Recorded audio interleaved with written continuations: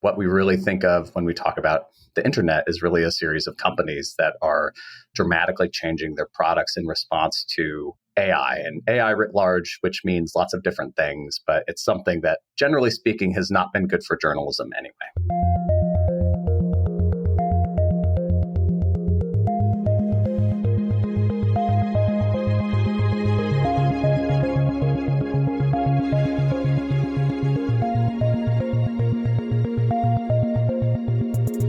Hello and welcome to Tech Won't Save Us, made in partnership with The Nation magazine. I'm your host, Pearce, and this week my guest is Matt Pearce. Matt is Director of Policy at Rebuild Local News and was formerly a reporter at the Los Angeles Times. One of the industries being hit by the AI hype in the past few years is obviously journalism and the media industry. And there's this concept being thrown around within the industry that I think is actually really important and could have some serious consequences that is worth discussing on the show. And that's this notion of Google Zero. At a point when Google's search engine will stop sending traffic to, not just news websites, but websites around the internet because they're so focused on serving them AI overviews and AI generated content that is designed to keep them on the Google platform, looking at ads there, instead of sending them off to other websites where, traditionally people would find their information, right? Google was acting as a search engine, as a directory, not as the place where you get the information itself. But with generative AI and with the changing business models at these companies, that is changing. And so I wanted to have Matt back on the show to discuss, what this actually is, what it means, how this is happening, and what the broader implications of this are. Are there ways that the media industry, that journalists can try to combat this? And what is needed to continue to support news and media, which are so important and essential to our societies and to our understanding of the world around us? So with all that said, I think that this is a great conversation. I really enjoyed having Matt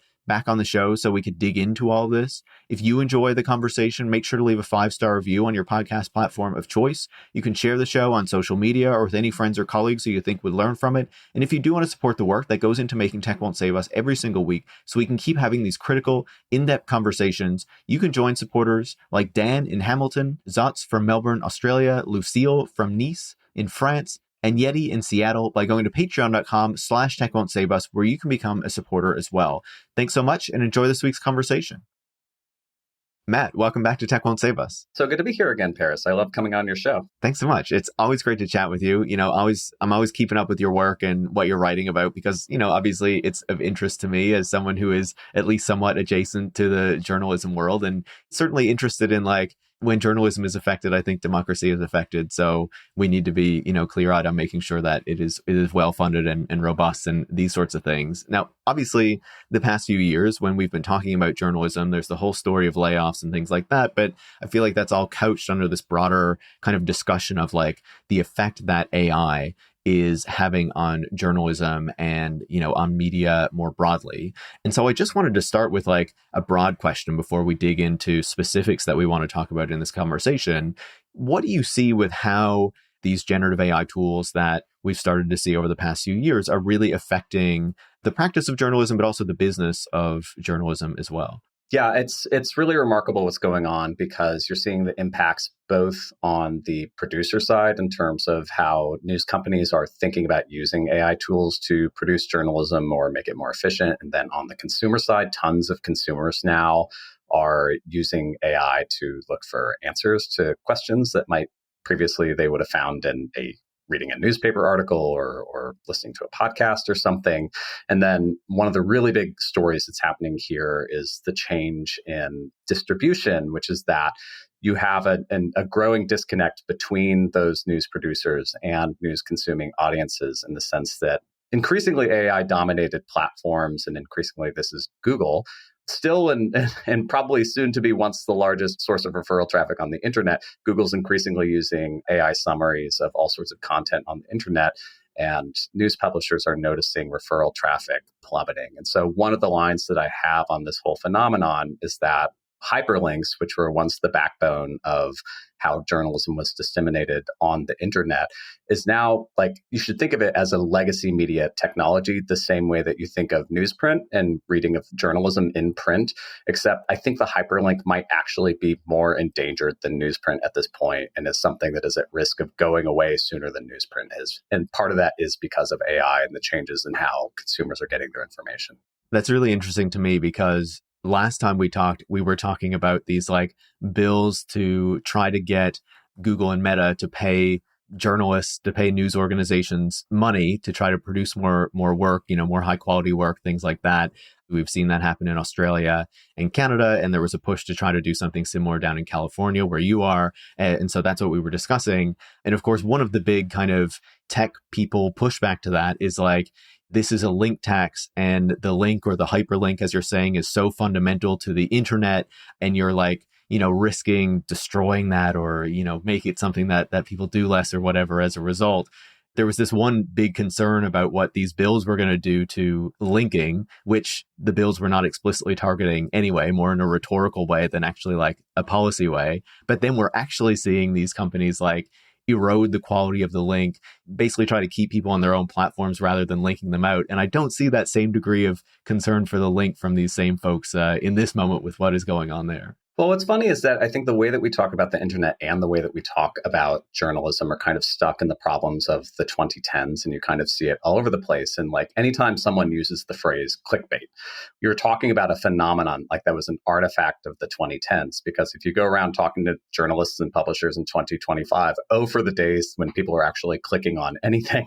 Like, if you just look at what exists on your phone, which is how most people consume a lot of information now, just use Facebook almost as the canonical example here, because so you have this fight between news publishers and the tech industry, specifically the American tech industry in Canada. Canada wanted these American tech platforms to pay Canadian news publishers for scraping their journalism. Facebook, Meta, Mark Zuckerberg said, no, fuck you. Like, we don't think that journalism's worth that much to us. And so it blocked journalism from being posted on Meta products in Canada. So I'm not Canadian and I'm not in Canada right now, but my understanding is that, if you try to post news stories on Facebook and other Meta services in Canada, you'll get a blockage basically saying like, sorry, the Canadian government with its burdensome regulations is preventing you from fully using Facebook products. Let me just step in and confirm to you that is exactly what happens. Amazing. When you try, yeah. Because I have tried to do it. Yeah. What you end up having to do is like, if you're in Canada and you want to post something like that, you end up having to use a VPN to pretend you're not in Canada, because then you can post it, but then nobody in Canada will actually see it. It's just for like the non-Canadian people. Isn't this the spirit of the internet, to like get around rules and regulations to do kind of infringing activity? So like this was very controversial, right? Because this huge company is like poking the busybody Canadian government in the eye for these burdensome regulations. And what's so funny is that like I'm sitting here in California, we don't have some sort of link ban on journalism and Facebook, but I pop open my like Facebook feed, and it is like the most disgusting, completely non-informational AI generated slop like you couldn't believe. It's like you're not seeing journalism in California when you're popping open California, the Facebook. What's happening here with AI and its relationship with the news publishing industry is that one of the other artifacts of the 2010s is that we used to think of platforms and publishers as these different entities. Like publishers are the marketplace. They're connecting the providers of information with the consumers of information. I think this is still kind of how we talk about the differences between these different participants in the marketplace. But really what's going on with generative AI in particular right now is that what we used to call the platforms, Google, Meta products, they are taking on the characteristics of publishers. They are, in a way, generating their own content and then creating these sort of walled environments where they want users to stay on their services, and they're behaving less like marketplaces and more as publishers that are generating their own content. It's just there's a kind of labor arbitrage happening with these new kinds of mega publishers, formerly known as the platforms, where unlike a traditional publisher, they're not paying, or at least not paying nearly as much to generate the content that you're seeing on their services. And so it's a really odd relationship because I think the way that we talk about what's happened to the internet and what's happened to publishing and search and referral traffic all over these last few years alone has not caught up with the material conditions of how people are actually engaging with information online. So that's what makes these regulatory struggles really interesting, is because the way that people talk about the regulatory struggles, like what happened in Canada, is also a bit trapped in the past. But the internet is changing almost faster than regulators can keep up because, a few years ago when that legislation was being created, people are like, I don't get what the big deal is. People are choosing to post news stories on Facebook. Why does Facebook have to pay for that?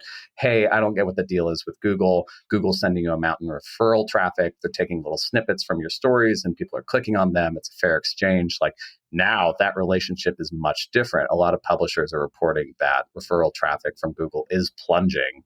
And the more that they're adding AI generated modules to their services, the more that referral traffic is decreasing. And so what we really think of when we talk about the internet is really a series of companies that are dramatically changing their products in response to AI and AI writ large, which means lots of different things. But it's something that, generally speaking, has not been good for journalism anyway.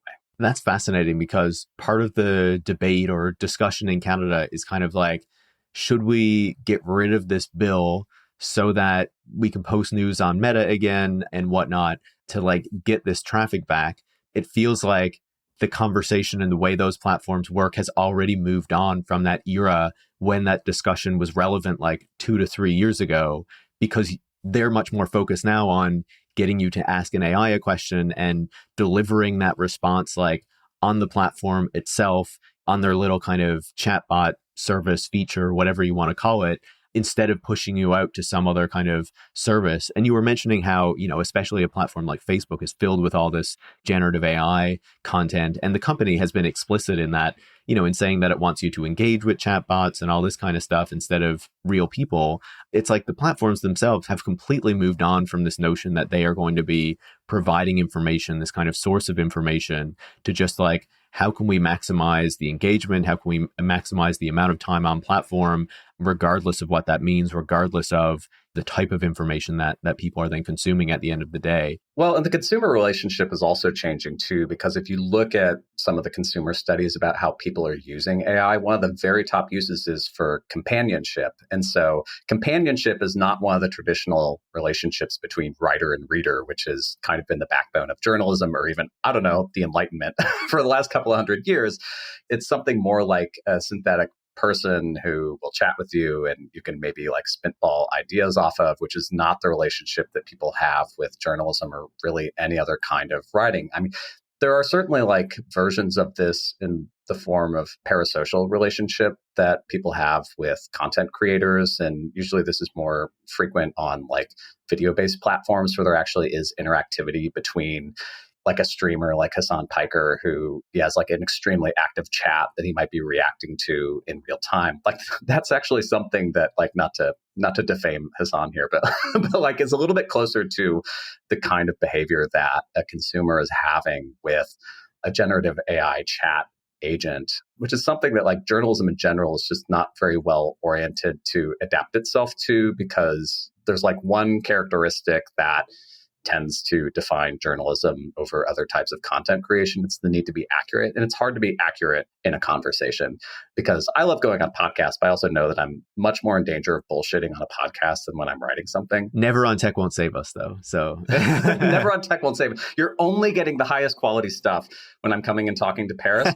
Also, Canadians, people of Canada, take it from me, a Californian. If you get rid of that law, referral traffic is not going to be coming back to news sites from Meta. Those days are over. It's like, at least take advantage of the $100 million a year from Google for the next 5 years while you can have it, and then figure out how to retool and whatnot. And, talking about Hassan, at least he's a real dude and not a generative AI chatbot. That's something we can definitely say for him as a positive for engaging with him over, ChatGPT or something. I think he's a dude. I haven't met him. I think he's human. Who knows? He could be totally AI generated. But no, I mean, that is the fundamental difference, where you see journalists are trying to figure out how to react to this environment of synthetic AI agents and synthetic people even. And a lot of us are leaning into our humanity. It's humans who have consciences. It's humans who care whether, in my case, I'm here in Los Angeles, where secret police who are masked and, not identifying themselves are kidnapping my neighbors off the streets. Like, that's something that I, as a human journalist, have a lot of feelings about. I think it's really important. But, an AI agent is not going to care the same way unless it's been prompted to. So, you're seeing a lot of journalists reflect on what it means to bring our humanity to the work in an era where the technology, like all technology, has an element of dehumanization in it. I don't know, man. The Grok companions that Elon Musk just released, they might care about this too. You never know. Well, I mean, that's really disturbing. Sorry. If you need to get sex from the Mecha Hitler AI agent, then, I guess I can't stop you. To each their own. But I would say at least go to OnlyFans. They pay their content creators really good revenue sharing rates, better than almost every other creator platform. So pay your labor, folks. I was just surprised Elon Musk released his AI girlfriend for everybody else to date too. But anyway, this is not a pathway I want to go down in this conversation. What were we talking about again, Pearce? Yeah. I forget. So let's pivot back. You mentioned how referral traffic has been dropping from Google and, not really coming from many of these other kind of chatbot platforms like OpenAI or Anthropic or something like that. There is this concept that is floating around called Google Zero. Can you talk to me about what that is and what it would mean for the business model that so many journalistic outlets have been built on for the past couple of decades, I guess? So Google Zero is basically the catchphrase, and I may be misattributing this, but I think it came from Nilay Patel, who's the editor-in-chief of The Verge. But it's this concept of the day that referral traffic from Google ends. So for people who are not in the know, in the journalism industry, Google has, for quite a long time, been the number one source of referral traffic. And when we say referral traffic, we're talking about human beings who are clicking through to news websites. And so news websites have data analytics tools that tell where their audiences are coming from. And so Google is reliably the largest outside source of traffic. I run a non-monetized Substack. And, when I look at the analytics for my Substack, Google, I think, is the largest third-party source of referral traffic for me, and that's in 2025. So for people who are thinking about, how do you acquire new readers and grow the audience that you have, Google has long been seen as, one of the top portals to do that. And back when I was a Los Angeles Times reporter, I was hired in 2012 basically to harvest Google search traffic by, writing these kind of shoddily put together aggregated imitations of Associated Press stories that we would publish on our site, and it would draw tens and thousands of readers. And to be honest, what's funny about when you talk to people in the journalism industry about their relationship with referral traffic is that it's really complex because a lot of it's pretty low quality traffic. It's people who are visiting a website once, hoping to get usually free information rather than high quality readers who are going to come in and maybe buy a subscription and, continue to be a loyal reader of the journalism that you're producing. That was not the relationship that a lot of news sites had with Google search traffic throughout their history. But there was a kind of from a business perspective, a volume logic to it, which is that okay, if you attract 100,000 readers to a story, maybe a handful of them would purchase subscriptions and become returning customers, and you would have a direct relationship with them. That's one way in which you can kind of justify being on the marketplace of the open web and being findable on search. The other piece that is a big deal is you could harvest dollars from those readers through digital advertising and selling ads next to the news stories that you're writing.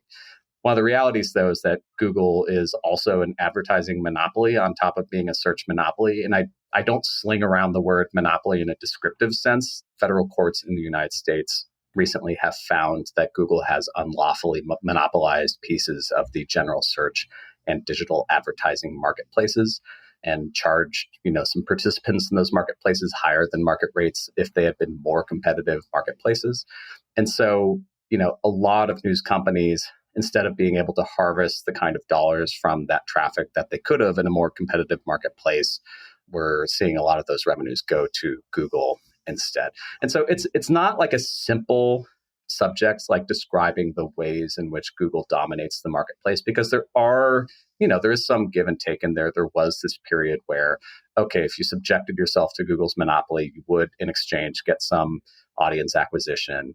But the deal, I think a lot of publishers have felt the deal has gotten worse and worse over time. And so that has caused the news industry, I think, to get more belligerent toward Google, or at least parts of the news industry to get more belligerent toward Google as a source of traffic. And so Google Zero, hypothetically, if Google just exits from referring any traffic at all to news outlets, whether that's next year or 2 years from now or 3 years from now. So if a lot of news outlets have built their business models around acquiring audiences from Google, Google Zero requires that they have to think about how are we getting journalism to people if we can't get it to them through Google? And so Nicholas Thompson, he's chief executive of The Atlantic, told his staff at a company-wide meeting earlier this year that they should assume that traffic from Google should drop towards zero and that the company needs to evolve its business model. But that naturally leads a lot of people to say, evolve our business model toward what? I have a Gmail account. Google is in my inbox. It sorts my newsletters, for example, into, the primary tab, the promotions tab, the social tab. It's actually a really big deal if Google in its algorithm sorts a newsletter into the primary tab versus the promotions tab.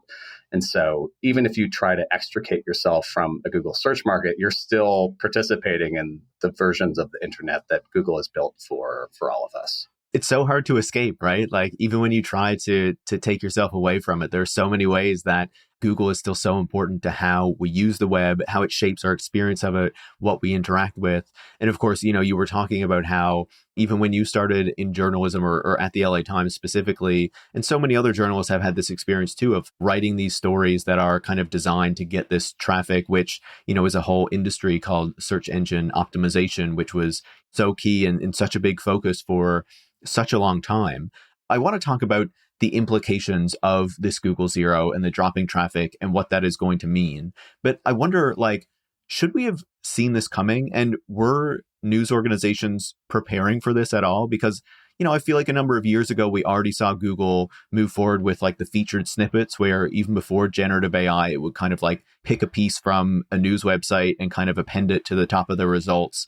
And so you could click through to the article, but the answer was often there already if you didn't want to. We already had these efforts by Google and Apple to control the relationship through Google News and Apple News. I wonder how you see the way that these companies have been evolving for a while and whether it felt kind of inevitable that they would eventually try to capture even more of this relationship and even more of this traffic for themselves. This is one of the great, it borders on a theological debate inside of the journalism industry, which is how much of the journalism industry's failure to be a more vital presence on the internet is its own fault versus the fault of platforms versus the fault of the regulators. I think my own answer, to cheat a little bit on all this, is that yes, like all of it is true. Everyone sort of failed in their own particular way. There were a lot of news companies that over-indexed on how much they could rely on third-party technology platforms as their method of distribution. They're like, hey, this is great. We can access all these great new audiences that, if you're the Los Angeles Times, you don't have to distribute to your own audience base in Southern California anymore. Suddenly you've got not just the rest of the US, but this whole world marketplace that could come and read your digital journalism. And Google and Facebook would be some of the great tools for connecting you with those audiences. So, there was some sort of logic to it, but, we can also see in retrospect that giving away your distribution to third-party platforms that didn't really care about your fate was actually kind of a bad bargain. On the other hand, these companies, and Google's an unlawful monopoly, it has an illegal business model. Meta is currently on trial for allegations of having monopolized the social media markets, and that's by the U.S. Federal Trade Commission. We don't know how that case is going to come out. But there is this corporate element, was that when you have monopolistic marketplaces, by definition, that means that you don't really have viable alternatives. And so it's one thing to go to the news industry and say, hey, you were really stupid thinking that journalism could be free and that you could make money from it at scale. But at the same time, they're also competing in these marketplaces where, by definition, there weren't really better actors around that they could have patronized.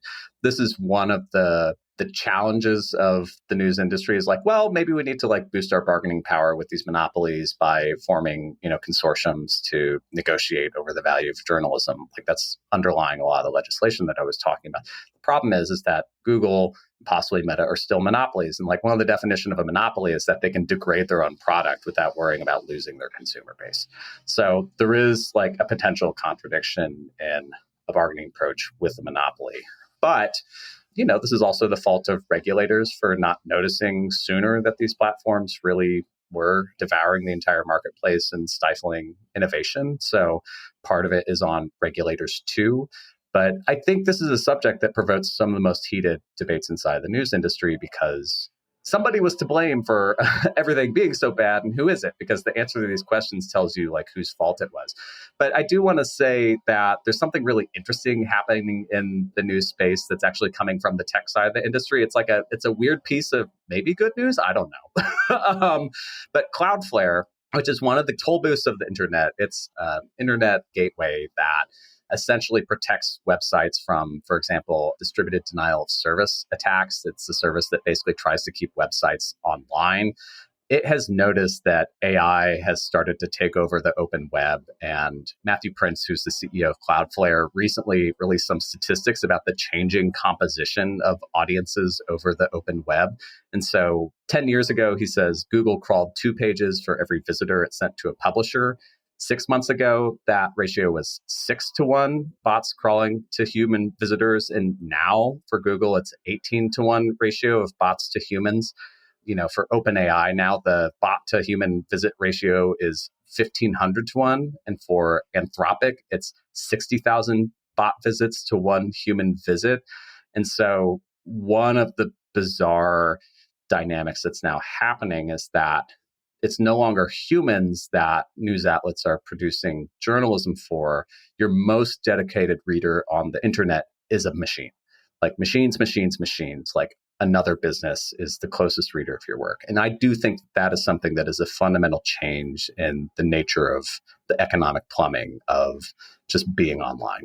Well, and you're certainly not getting those bots to like buy a subscription, right? Even if there was this question of like, are these readers that you're getting through search engine optimization really going to subscribe, really going to be high quality readers who are going to subscribe, who are going to come back, who are looking for that in-depth journalism and not just like the quick piece? A bot is not subscribing. A bot, I would assume, is not looking at digital ads and making you any money that way, but it is kind of using bandwidth of scraping the website to try to get these articles and stuff, right? That's so interesting because it's different from the traditional copyright fight that is like the central and existential question of all this AI training, which is that like, aren't these companies that are just taking content for free and just using them for their own economic benefit? Like, does that seem like fair use? Maybe not. One of the really interesting battlegrounds over this question, which is not over copyright, but over access, is Wikipedia. Wikipedia is one of the great hyperlink-based traditional web-based platforms on the internet. The basic premise of Wikipedia is that you have a bunch of human beings coming to a web page and jointly editing articles that cover the breadth of human experience and knowledge. But what Wikimedia has noticed, that's the parent organization for Wikipedia, is that bot traffic has skyrocketed. Like large language models are trawling Wikipedia like crazy to train their models on what Wikipedia editors are generating. And so scraping, they said, has become so prominent that their outgoing bandwidth has increased by 50% in 2024. And they said a recent analysis showed that at least 65% of our most expensive requests, and these are the ones they can't serve from caching servers and which are served from the main databases instead, are performed by bots. So we're actually talking about crawlers not just being expensive for the AI companies that are operating them, which need to consume extraordinary amounts of energy and water in order to power these models. They're imposing costs on the sites that they are crawling. And that's something that's like a much weirder element of the debate that's like weirder than copyright, because it does get to this question of access and like, what does it mean to be on the internet, to have open access and throwing your gates open to the world and trying to share knowledge with humans. And, you're being punished by machines instead for trying to do something kind of idealistic. And so For Wikipedia, the other reason that this is dangerous is that, like, yes, it's imposing costs that are generated by other companies' machines. But if we're talking about a world in which those human beings, instead of going to Wikipedia, they're going to ChatGPT to look for the equivalent of a Wikipedia article, that means that that human being is not themselves going to Wikipedia and looking at that article, but also contributing to that article. It's a volunteer-based system for generating knowledge rather than a more professional-based system for generating knowledge, which is what the journalism industry is. But it has the exact same problem, which is that without the ability to have the labor of knowledge production somewhere in the process, you just end up with these bots that become snakes eating their own tail because they've already ingested the human generated content on the internet. They're undermining the sort of ability for humans to keep generating that content. And so eventually there's going to be this knowledge collapse that happens because people aren't creating original high quality information anymore because they can't pay for it. Well, and you're also not seeing like the Wikipedia request for donations or anything like that. And you're probably like paying a subscription fee to ChatGPT or to Anthropic or something like that to access this service and to give it money for it to go take this content off of someone else and, kind of mix it up and kind of position it to you in a different way, rephrase it and give you access to it. And sure, it might say that it originally comes from this link if you want to go check it out for more. But we know, as you were saying, that a lot of people are not clicking through to those links. And, we have a growing number of evidence that that's not just for Wikipedia and not just for news publishers, but even just for like websites more broadly, as you're saying about the broader open web that the Cloudflare CEO was talking about. And you were kind of picking up on one of the other points that I wanted to present to you, but it really feels short-sighted in a sense, right? Because if you are kind of decimating the business model of, say, news publishers or any of these other websites that are creating the content that the AI tools need in order to update and train their models, then at some point, like, we can already quibble with the quality of what is coming out of these models anyway, but like, it has to lead to a point where this declines even further, right? Because you're not getting new content. You're not getting high quality content. Maybe it's poorly written stuff, or as you're saying, maybe it's even just more AI generated stuff that's being fed back into the bots. And it's like, I don't know. It sounds like a mess. Oh, it is a huge mess. And ironically, AI is here because AI is a kind of solution to the biggest problem that we face cognitively, which is that there's too much fucking information. Like there's too much information now out there for humans to sort of sensibly consume and to be able to sort through in an intelligent way. And I mean, this has kind of always been true to a degree since the day of like mechanical reproduction. People have never been able to read everything, but there are all sorts of these anecdotal evidence points that you're just overwhelmed by information, and consumers report, in the journalism world that it's becoming increasingly hard for them to tell like what is real news and what is quote unquote fake news or lower quality stuff. So AI is a new thing that can actually theoretically read everything and could theoretically try to solve that cognitive problem of finding you the most relevant information that you actually want. And this was the business proposition that made Google a monopoly in the first place, is that its crawlers were the highest quality crawlers in search, and it would find you the highest quality search results as it, scraped the entire open web. So now generative AI just takes a step further and actually generates those answers themselves rather than just generating hyperlinks to other people generating that information. So publishers are like, they're not stupid. They know that like in order to have high quality knowledge, you have to pay for it. And they're the ones stuck with the bill. And so they're like, we would love to strike deals with these AI developers to get fairly compensated for all this crawling that's happening, because obviously there's economic activity happening here. Seems like we should probably get paid for it because we're paying for it. But one of the challenges that publishers have when dealing with AI companies is that they don't feel like they have much bargaining power with these AI developers. First, because there's not like a great marketplace that's been established. A lot of the deals that have been struck between news companies and AI developers, the terms are pretty secret. And so you don't know precisely like what's being negotiated over and what's been agreed to and the value of it. The other reason is that like when you're a publisher and you're negotiating with an AI company, like theoretically at any point, the AI company, which is probably maintaining a position of copyright that like, well, this is actually all fair use anyway. And so we can just scrape your stuff if we want to. Like they can always walk away from the bargaining table with the publisher in a way that a publisher can't really walk away from the bargaining table with AI because, you know, a lot of AI crawlers will kind of ignore robots.txt commands to, you know, not crawl their stuff or at least not illicitly access it without permission. This is part of what Cloudflare is trying to do on behalf of publishers now. It like represents like something like 20% of the websites on the internet, which is kind of a crazy stat on its own. But Cloudflare is like, we, as the sort of anti-DDoS service, are going to start to add AI crawlers into, you know, the category of intrusive visitors that could damage websites and say that like we're going to presumptively block those AI crawlers unless they have agreements in place with those publishers to pay for their work. And so what Cloudflare is trying to do is to introduce friction into AI crawling so that there's more incentive for AI generating companies to negotiate with publishers over the value of their content. One of the problems is that like we don't actually know if this is going to really work yet. And the other thing is that like, again, we don't actually know the true economic value of journalism to AI companies, partially because AI companies may have already crawled most of the content that's been online anyway.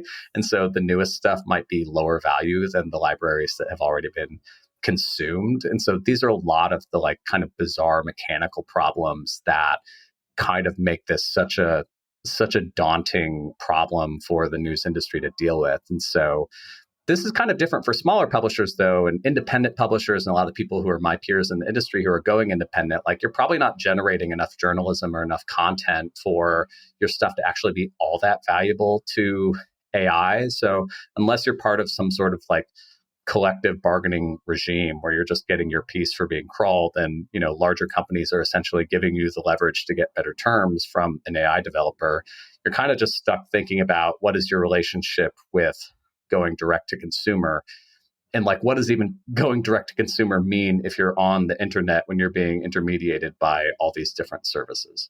There's a lot of things to be considering there, right? And a lot of reasons to see that the leverage that these publishers have is limited, both when you think of news publishers, but also book publishers. And you imagine, you know, movie studios and I don't know, anyone else whose content is really being gobbled up by these things.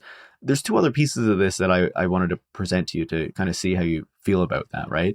You know, you talk about how these companies have limited leverage. You know, obviously the AI companies have trained on their work anyway, likely, and they're also very powerful. They have a lot of money behind them. They have a lot of influence and momentum behind them as well. You have to imagine that maybe if governments weren't trying to like change legislation or stop regulatory efforts to help the AI companies, and instead were more focused on, you know, maybe passing legislation that was kind of bolstering the position of news publishers, that would help to a certain degree, or trying to set some sort of framework that would at least give them some degree of compensation, if not saying you can't just train on all this. And of course, you know, one of the recent developments that we see that is somewhat related to that is, you know, we have a number of these cases working their way through the courts in the United States. I would imagine in other countries as well. I know some Canadian publishers have been suing some of these AI companies as well. And of course, you know, there have been some recent decisions that have basically seemed like, you know, for the most part, wins on the part of the AI companies, saying that they can't do piracy, but their training on this work could potentially be considered fair use. You know, there's obviously some caveats there. It's more complex than my very, very short kind of framing there. I wonder what you make of those recent decisions and kind of the lack of support that government has given to news publishers during this whole transition, this whole change, this whole moment of AI hype. Well, something that I could say in the United States, at least, is that nothing's really going to be over on this question, probably until the U.S. Supreme Court weighs in on the underlying copyright question of whether the basic premise of AI crawling and training is fair use or not. Lower courts are going to rule how they're going to rule, but this is all going to get appealed by either side, probably up to the Supreme Court. And I would have to imagine, given the stakes, that the Supreme Court would take it up. And with this Supreme Court, I honestly don't know how that would go. I mean, there are really interesting crosswinds on the subject of copyright and AI training, because on one hand, you do have the American tech industry that is lobbying very aggressively to try to ward off this existential threat that is posed to their business model. If AI training can't be considered fair use, suddenly they have to they have another expense to add on top of their already kind of unprofitable technology right now.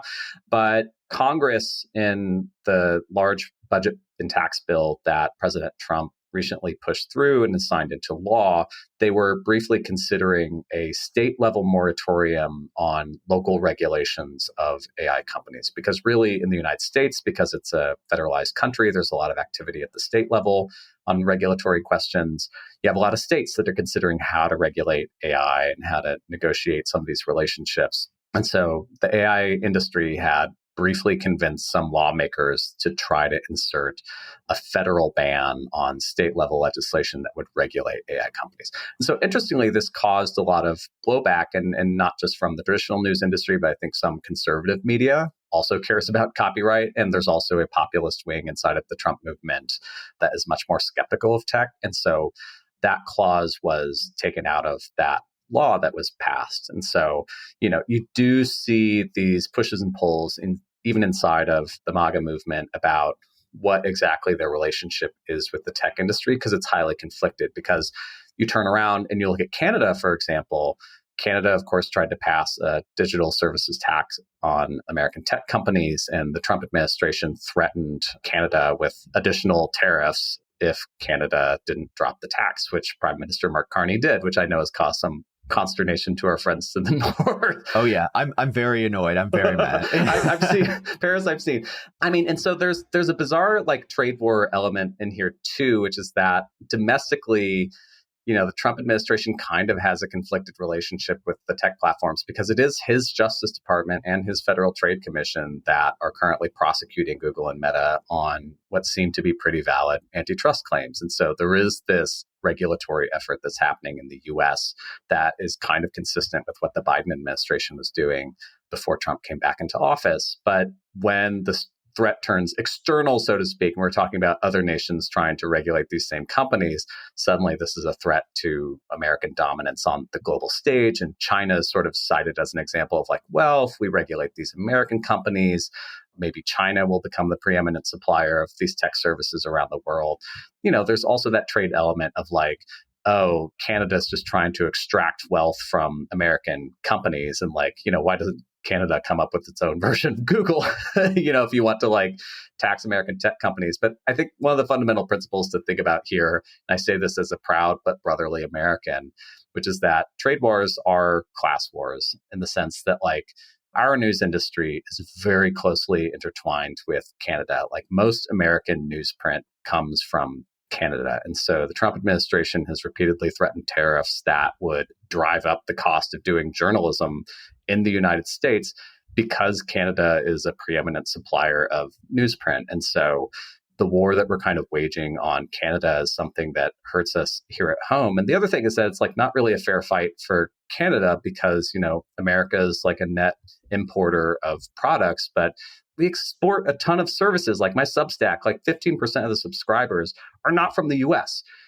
That is economic value that I am theoretically generating that is not going to get tariffed in a trade war over the value of physical goods. And so when other countries are talking about versions of trying to capture in the form of tax value from the American production of intellectual property, this is when the Trump administration gets really defensive. But the Trump administration seems less defensive about trade wars over physical goods. And so it's very interesting to notice that dichotomy in how the United States is positioning itself with the rest of the world in terms of how the tech industry is regulated. There was a moment where the European Union, I think, was talking about potentially tariffing services, which would have hit tech companies rather than just goods. And I was do it. Let's go for it. Scorched earth. I really want to see that and have a ton of allies, join in as well and do the same thing. Well, and this is the thing too. It's these are American companies, yes, but these are companies that are also not paying their fair share of taxes in the United States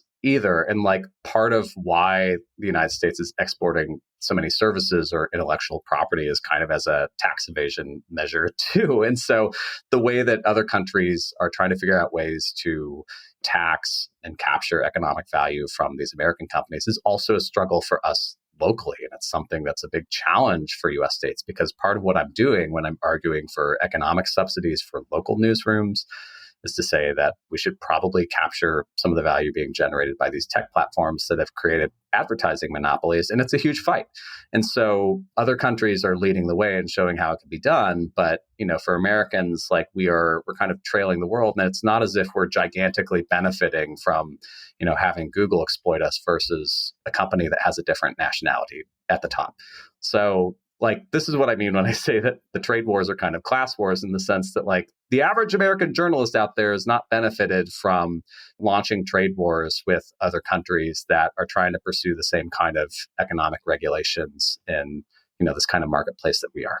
Yeah. And, the flip side of that is when I argue for more digital sovereignty, say in Canada or Europe or something like that, it's let's do our own thing, but let's not just replicate the problems of these existing companies that we're dependent on now. Let's not just make our own versions of that. Let's actually think about something very different that's not so exploitative, that actually has greater public benefit. I don't think a lot of governments are super interested in that idea, but we'll see. I wanted to pivot, as we start to end off our conversation, to thinking about where things go from here. And there's one thing that I want to address specifically, and then we'll talk about kind of bigger picture, right? And that is when we hear about the difficulties that traditional media is facing, often one of the responses we can hear is that, there's so many more creators and independent journalists who are just going their own way in the creator economy or the subscription economy or whatever you want to call it. What do you make of that argument that this is kind of, a reasonable path to address some of these issues of, lack of coverage, the problem with some of the coverage in traditional media organizations, obviously the news deserts that we've seen kind of continue to grow. Obviously you're focused on local news, which is a big problem, not just in the United States, but in many parts of the world. So what do you make of that argument that is kind of one of our paths out of this? A lot of the most interesting innovation in the news space right now is happening in what we think of as the creator space. And when I say creator, I'm thinking in my head of people who are usually platform-based or are independent and they're existing outside of a traditional news organization or company. A lot of times we're just talking about a more kind of casual sensibility, usually video-based, but maybe also newsletter-based. So you're seeing a ton of journalists, kind of like myself. I took a buyout from the LA Times a year ago. I couldn't stay there anymore under a kind of crazy billionaire and deteriorating conditions. You see a lot of people like me from my generation, I'm a millennial, saying that we're kind of tired of waiting for the traditional news industry to innovate its way out of this. Why don't we just hang out the shingle and do it ourselves? And so you do see a lot of interesting voices trying to find niches in the creator economy. And the thing is there are niches out there to be had, but I have to heavily asterisk some of this. So one of the statistics that I recently came across is a stat from US trade authorities. It's from the National Income and Product Accounts that describes basically economic activity in the United States.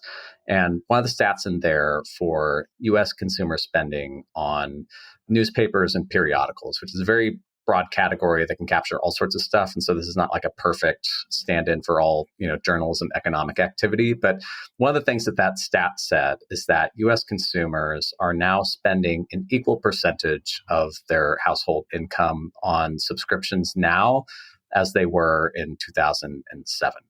And there had been a huge dip in spending on newspapers and periodicals in the US from 2007 down to rock bottom in 2015. And so now we're back to US consumers spending an equal share of their income on newspapers and periodicals, which is actually really impressive because the economy has actually gotten bigger since 2007, which means that in terms of just raw dollars, the American consumer is now spending more on journalism than they were in the past, which is a kind of bizarre thing to think about. But when you look around at what's going on in the subscription side of the economy, what you see are a lot of people who've gotten a lot smarter at figuring out how to extract direct dollars out of those direct consumer relationships that a lot of us have been working on. And so for traditional newspapers, this looks like dynamic pricing that kind of picks up data off of customers and then decides, how much they can bear in terms of subscription pricing before they cancel, which means that a lot of American local newspaper subscribers are paying much different rates for their local journalism.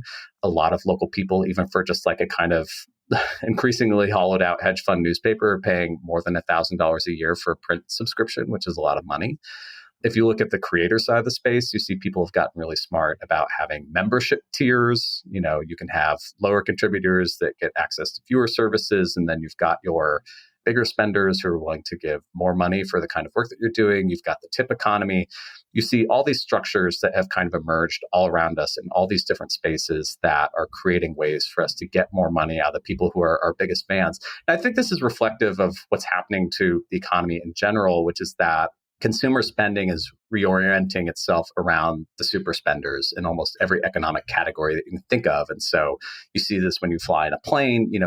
There's all sorts of different tiered seats now. It's not just like first class and everybody else. There are like layers and more dynamic pricing that are integrated. And so something that the news industry and creator economy has mirrored from the rest of the US economy is how to get better at extracting money from consumers. The problem is the fundamental existential problem for somebody like me who cares a lot about local journalism in particular is that the dollars that you are spending to obtain journalism now are obtaining a lot less journalism than you were in 2007. Like when you were buying a newspaper subscription today, you're paying for a lot less journalism than you were in 2007. And one of the fundamental issues on the creator side of the economy, and something that is inherently, I think, a limiting factor, is that you're not going to get the same kind of division of labor that you do in a traditional newsroom that is going to allow you to produce a ton of ambitious stuff. Like you are a small business person. You have outsourced some of the back end of your business to, TikTok or Substack or whatever platform you're on. They've done a good job of essentially automating the business side of being a creator on the internet. They've made all that stuff easy. You don't have to hire a business manager necessarily to make money from being online, but you are the star. And if you get sick, you're not producing, any content anymore. You're not making money. And so most small businesses, there's a ton of them. They're also like not super efficient economic drivers. They don't create a ton of jobs relative to larger companies. And so the other thing is that like you have to, as a result, charge more money to your consumers in order to survive. So the kind of like the balance that the creator economy has to walk here is, are these economies like the United States, like Canada, now wealthy enough that the individual kind of like super consumer, if you can just get a handful of them, can they sustain someone who's creating the kind of work that they like at a level that is durable? Or are we all going to be headed back toward a rebundling where people are going to look around and say, I'm subscribed to so many freaking different Substacks and Patreons that like this is taking a huge chunk out of my budget. Some people have got to go. Like at some point, somebody might look around and say, actually, we can get a better bargain for all these consumers if we roll all these people back up into traditional looking companies or consumer bundles. Like that's one of the challenges that's in the creative space, which is that you don't have the same kind of productive power that you do when you're in a big company. And I know we all kind of like don't like big companies, but they are sort of marvels of production. And so this is the sort of awkward dance that I feel like I'm watching in the creator space. As you were talking about that, what immediately came to mind was like the video streaming services, right? And how they were going to change everything. And now there's this discussion about how they basically like became cable again to a certain degree, like rolled these things back up, became these small number of big services that charge an increasing amount of money to access them. It's like promise change, but it didn't actually change a whole lot. And I'm very skeptical that there's enough people to continue paying all these subscriptions for all these individual creators to do these sorts of things. Like I obviously subscribe to some small creator things, some like worker owned publications.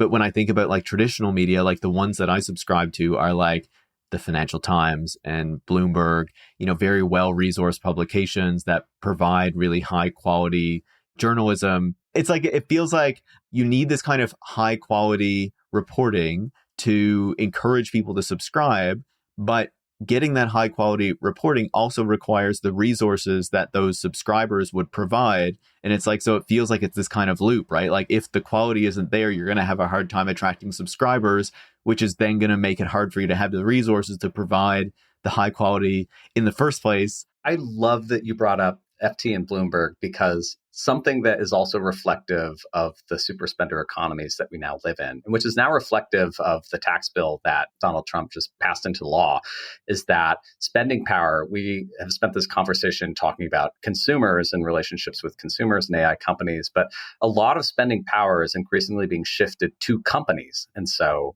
a lot of purchasers of subscriptions to a place like Bloomberg or FT are, group subscriptions to corporations that can afford to spend a lot more on premium journalism production than like your individual consumer has. And like you look at like the US tax code now, or like the law they just passed, it's gigantic tax cuts for corporations. It, is getting rid of some of the welfare net for poorer people. It's like a huge wealth transfer from poorer people in the United States to companies and also the people who own those companies. And so like when you look around at what's doing pretty well in the journalism world when almost everybody is struggling, it's premium upmarket business brands that are generally better positioned because their customer base is in the part of the economy that's getting tax advantages.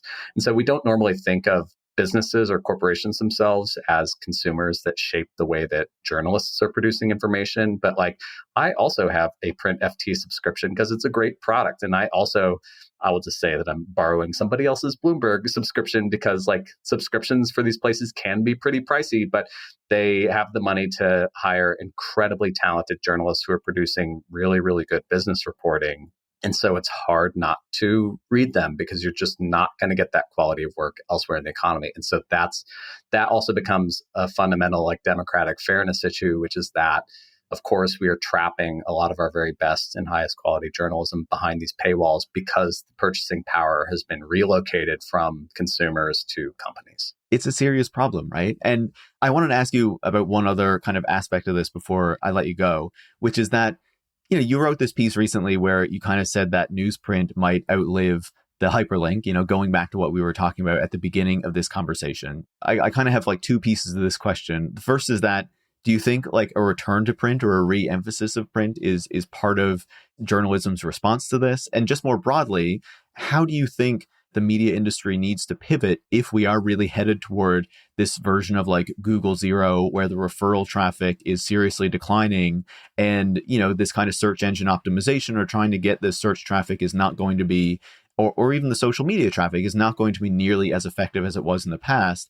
Like, what is the real response to try to make sure that journalism remains something that can be produced in a robust and high quality fashion, because we know that's so important for not just people's understanding of what's going on in society, but I would argue the maintenance of equality democracy, which, in our countries is obviously something that we feel is very important, right? I am a fan, of course, of structural solutions. And even in my current job, I spend a lot of time thinking about tax code and the way that, tax codes and other government programs can create incentives for having, more vibrant local newsrooms. So period. I'm an advocate for structural change. I'm an advocate for unions. I used to be a union president, and the power of journalists. But I do also think that there is like fundamentally a responsibility by consumers in here to want better for themselves, because I can't make people want something that they don't want.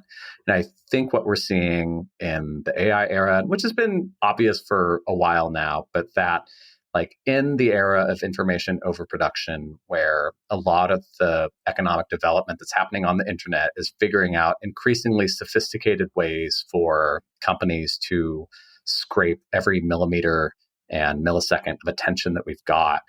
This is sort of damaging to our attention spans. It's becoming damaging to our ability to write, which is what's happening with generative AI right now. People are engaging in a lot of cognitive offloading by letting generative AI summaries do their critical thinking for them. And so part of what I'm thinking about, like having a future for newsprint, is that it is a technology that is much less hostile to human cognition and learning than the technology that we have right now.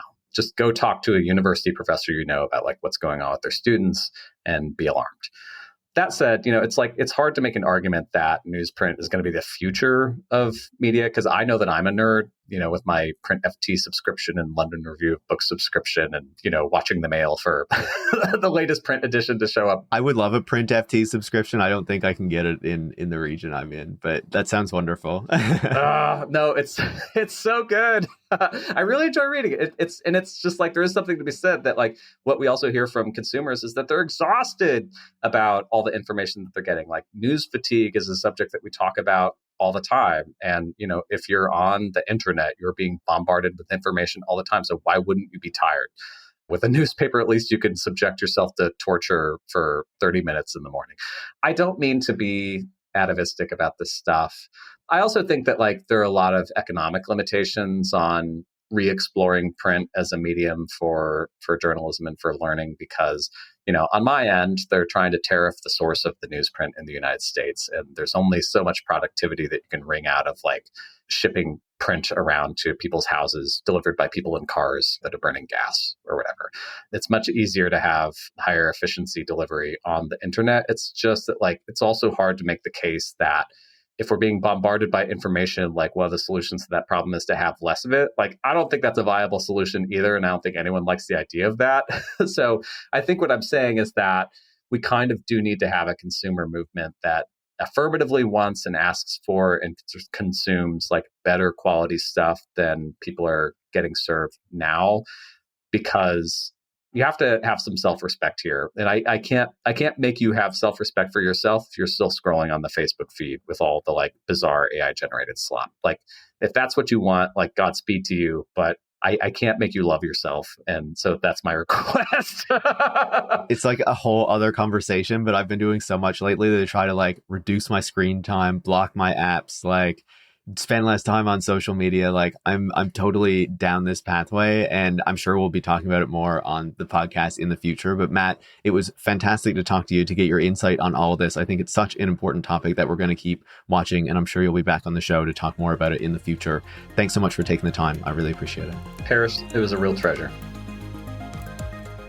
Matt Pearce is Director of Policy at Rebuild Local News and used to be a reporter at the Los Angeles Times. Tech Won't Save Us is made in partnership with The Nation magazine and is hosted by me, Pearce Marks. Production is by Kyla Hewson. Tech Won't Save Us relies on the support of listeners like you to keep providing critical perspectives on the tech industry. You can join hundreds of other supporters by going to patreon.com/techwon'tsaveus and making a pledge of your own. Thanks for listening, and make sure to come back next week.